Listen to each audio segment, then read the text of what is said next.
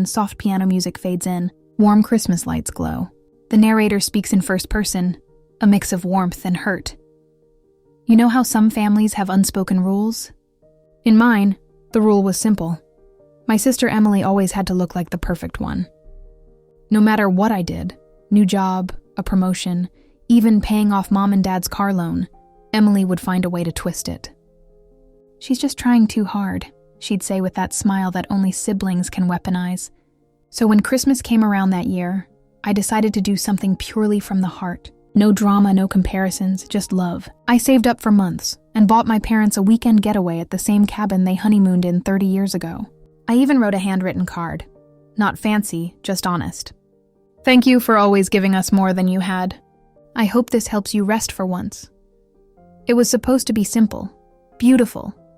But when the wrapping paper came off that night, everything changed. Cut to living room scene. Family gathered around, cozy chaos. Laughter, paper flying. The narrator sits quietly in the corner, holding her camera phone, recording memories, not expecting what's coming. Dad unwraps the box. His eyes widen, and before he can even speak, Emily's voice cuts through. "Surprise! I thought you two could use a little getaway." The room bursts into applause. Mom hugs her. Dad says, "You're too thoughtful, sweetheart." And I just sit there, frozen. I glance at the corner of the box, the tiny tag with my handwriting tucked under the ribbon. Still there, unread. Emily catches my eye. Her smile says, "Don't ruin it." And something inside me breaks, quietly. Voiceover slows, softer tone. "You know that feeling when your chest burns but your throat refuses to open? When you want to scream, that was mine. But you realize no one would believe you without making you the jealous sister." So I smiled, clapped even. Said, "You outdid yourself this time, Em." The evening went on, laughter, photos, wine. But every time someone said, "Emily, that's the most thoughtful thing you've ever done," I could feel the air thickening. By dessert, I wasn't angry anymore. I was calm, too calm, because I knew something they didn't. Inside that gift box, right beneath the travel brochure, was my card. And they hadn't opened it yet. Music tightens, a low hum builds, so I waited. And smiled. And when Mom finally said, "Oh, there's a card here," I leaned forward. Cut to black. Fade in. The clinking of glasses. The rustle of paper. The camera focuses on Mom's hands opening the envelope. The narrator's voice is calm, but sharp. Mom slid her finger under the flap, smiling like she was unwrapping another layer of joy. Emily was still glowing under all the attention, the star of the evening. I swear she was already practicing her humble thank you face for the inevitable social media post. And then, the room went quiet. Mom started reading out loud, her voice soft, full of warmth. "To Mom and Dad, thank you for giving us everything you never had. I hope this little getaway helps you rest and remember what love feels like after 30 years. She paused. Her eyes softened, tears forming. Then she flipped the card over, and there it was. My name, in my handwriting. The camera pans to Emily. Her smile falters, just slightly. The laughter dies down. A few relatives shift in their seats, confused. Mom blinked. "Wait, this says it's from you?" Dad looked from me to Emily. "I thought you got us this?" Emily's face flushed red, but she laughed. That fake, airy kind of laugh she uses when she's cornered. "Oh, I mean, yeah, we kind of both thought of it." She helped. That word hit me like a slap. I opened my mouth, but before I could say a word, Dad spoke up. She helped? Or she did. Now everyone was staring at her. And her smile? Gone. Voiceover, quiet, steady. It wasn't about money. It never was. It was about effort, heart, intent. I worked overtime, skipped dinners, and planned that trip because I wanted to thank them. Not to win, not to prove anything, but in that moment, watching her lie so easily, I realized it wasn't about gifts or approval anymore. It was about respect. Ma cut to the kitchen. The narrator quietly washes dishes while the others try to change the subject. In the background, you hear Emily's voice trying to laugh it off. "You know how she is," she said to an aunt. She probably didn't mean for it to be confusing. I almost dropped a plate. Confusing? I dried my hands, walked back into the living room, and smiled. You're right, I said. It was confusing, but at least now we all know who gave what. Then I turned to Mom and Dad. I'm glad you liked it. They looked at me, really looked at me, and for the first time, I saw something in their eyes that made my chest loosen. Pride. Soft background music resumes, melancholic but hopeful. That night, Emily didn't say much. She left early, mumbling something about being tired, but before she walked out, she whispered just loud enough for me to hear, "You're so dramatic." I didn't answer, because deep down I knew this wasn't over. A voiceover shifts tone, from reflective to strategic. The next morning, my phone buzzed. Emily had already posted photos from last night. Every angle of the dinner table, her fake laugh. The caption, "So grateful for family and for being able to give back this year." I stared at it for a long moment. Then I smiled, because she had no idea what was coming next. Fade in. Morning light filters through the blinds. The narrator scrolls through her phone, eyes locked on Emily's Instagram post. Soft piano plays underneath. There it was. 247 likes already. The caption still read, "So blessed to have been able to gift my parents something special this year." And in the comments, cousins, friends, even Mom's church friends, all writing, "You're such a good daughter. So thoughtful. You really take after your mom." It should have made me angry. But instead I smiled, because for once, Emily's lie had given me the perfect opportunity. Not for revenge, but for truth. Voiceover, steady and calm. My parents had never been on social media much, but that morning Mom called. "I didn't know Emily had posted about the trip," she said, hesitant. I could hear the disappointment hidden between her words. She didn't need to say it out loud. She knew the truth now. And yet she'd never confront Emily. That's just how she was, gentle to a fault. So I decided to do it in my own way. Scene transitions. The narrator sits at her laptop, camera slowly zooming in as she types. I opened my email, typed family trip itinerary, and sent it to everyone in our family group chat. But instead of the usual polite message, I wrote this. "Hi everyone. Here's the itinerary for Mom and Dad's trip. The one I gifted them for their anniversary. They'll need your help coordinating airport drop-off since I'll be working that day. Thanks." I hit send. And then I waited. A moment passes. The phone dings repeatedly. Aunt Maggie. "Wait, you planned this?" Cousin Brian. "I thought Emily did?" Uncle Dan. "Huh. That explains the handwritten card."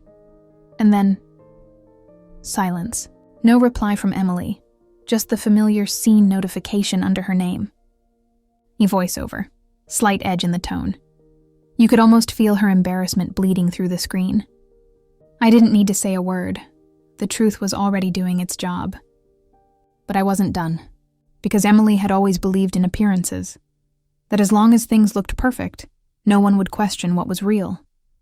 So I gave her exactly what she wanted, a spotlight, to do narrator at home, scrolling on her phone again. She opens Facebook, begins to type a post. "So happy Mom and Dad finally get to use their anniversary trip.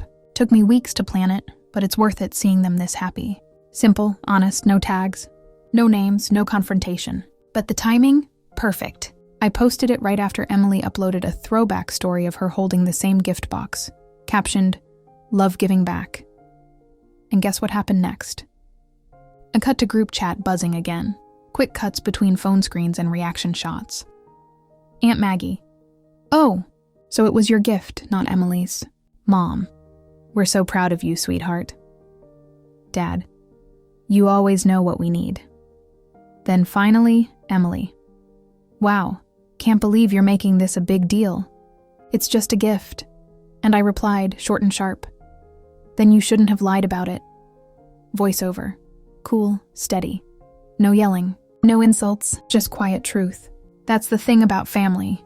They expect you to stay silent when they disrespect you. But the moment you speak up, even gently, they call it drama. Still, that silence afterward, that's where peace lives, unseen. Later that week, Mom and Dad at the airport, hugging the narrator goodbye. Background music, hopeful. Mom squeezed my hand before they left. "Don't let her get to you," she said softly. I smiled. "She already did," I replied. "But not anymore." They walked away, boarding passes in hand. And as I watched them disappear into the crowd, I realized something simple but freeing. I didn't need validation anymore. The truth had spoken for itself. Cut to Emily's face in the background of a muted family group call. Uncomfortable, defensive. She started explaining herself. How she didn't mean it that way. How we're family, not competitors. But I just listened quietly, nodding. And when she finished, I said, "You're right. We're not competitors. I just stopped playing a game I never signed up for." Then I ended the call, and voiceover, calm, resolved. Sometimes the best revenge isn't loud. It's silent. It's graceful. It's simply living your life without letting them rewrite your story. Fade in cozy evening light. The narrator sits by the window sipping tea. Soft music hums in the background. Something tender, like a lullaby that carries both peace and melancholy. A few days after my parents left for their trip, I got a photo from my mom. She and Dad were sitting on a balcony, ocean behind them, faces glowing in the sunset. The caption read, "Thank you, sweetheart. Best anniversary ever." That one message, it meant everything, because it wasn't about the money, or the gift, or even Emily's lie. It was about finally being seen, and voiceover, calm, introspective. Growing up, Emily was always the loud one, the center of attention. I was the helper, the one who stayed behind, who cleaned up, who fixed things quietly. And when you grow up being the quiet one, people mistake your silence for weakness. But silence isn't surrender. Sometimes it's patience, and patience always finds its moment. Done scene on narrator scrolling through old family photos, childhood birthdays, graduations, holidays. Her voice softens. Looking back, I realized it wasn't the first time Emily had taken credit for something I did. It was just the first time I decided not to let her. It's funny how family teaches you lessons you never asked to learn. Mine taught me that love without respect is just manipulation dressed as kindness, and I was done mistaking one for the other. I cut to Emily calling the narrator. The phone vibrates on the table. She hesitates before answering. Her voice was small. "I just wanted to say I'm sorry," she began. "It was stupid. I shouldn't have done that." I could hear genuine guilt in her tone. Maybe embarrassment too. For a second I wanted to comfort her. Tell her it was okay. That's what I'd always done. But this time I stayed honest. "I forgive you," I said, "but I won't pretend it didn't hurt." Silence filled the line. Then she said quietly, "Guess I just wanted to be appreciated too." That's when I realized her lie wasn't about malice. It was about emptiness. We both wanted the same thing, to be seen. She just went about it the wrong way. Voiceover, gentle, forgiving tone. That's the thing about family wounds. They rarely come from strangers. They come from people who share your blood, your memories, your home. And healing them doesn't mean letting them hurt you again. It just means not letting their pain dictate your peace. Cut to narrator at home, opening a package. Inside is a framed photo of her parents smiling on their trip. A small handwritten card falls out. "We love you. Thank you for giving us this memory." She smiles softly, tears glinting in her eyes. Camera pans to her phone screen. A text from Emily. "Dinner this weekend? My treat?" For a long moment, she stares at it. Then she replies, simply, "Sure, as long as we're honest this time." Scene shifts. Family dinner months later. Smaller, warmer. The laughter feels real this time. Emily nudges the narrator, smiling shyly. "Hey," Emily says quietly. "I told everyone you brought dessert this time." They both laugh. Light, easy, genuine. And for the first time in years, it doesn't feel like a competition. It feels like family again. Voiceover, final reflection. It took one gift, one lie, and one quiet truth to teach me something simple. You can't force people to value you the way you deserve, but you can choose to stop shrinking just to make them comfortable. I used to think peace came from keeping everyone happy. Now I know it comes from honoring myself, even if it means standing alone for a while. And as I watched Emily joke with our parents, something inside me settled. Not revenge, not triumph, just peace. Because sometimes the best ending is when the story doesn't end in fire, but in understanding. Final shot. Narrator hangs the framed photo on the wall, smiles softly, and walks away. The camera lingers for a beat on the photo, her parents happy, the ocean behind them, before fading to black.